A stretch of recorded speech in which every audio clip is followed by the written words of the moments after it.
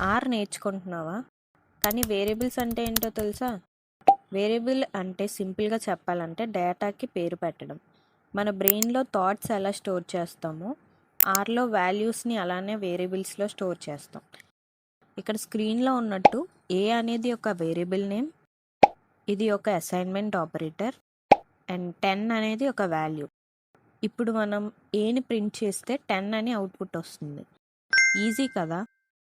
కానీ ట్విస్ట్ ఏంటంటే there are certain rules to write a variable name. Variable names నెంబర్స్తో start అవ్వకూడదు, variable నేమ్స్లో స్పేసెస్ ఉండకూడదు and R is case sensitive. ఇక్కడ చూపిస్తున్నట్టు నేమ్ అండ్ నేమ్ అనేవి రెండు డిఫరెంట్ వేరియబుల్స్.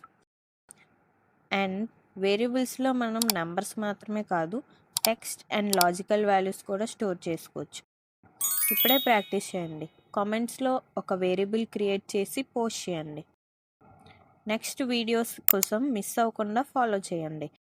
సేవ్ చేసి మీ ఫ్రెండ్స్తో ఈ రీల్ని షేర్ చేయండి.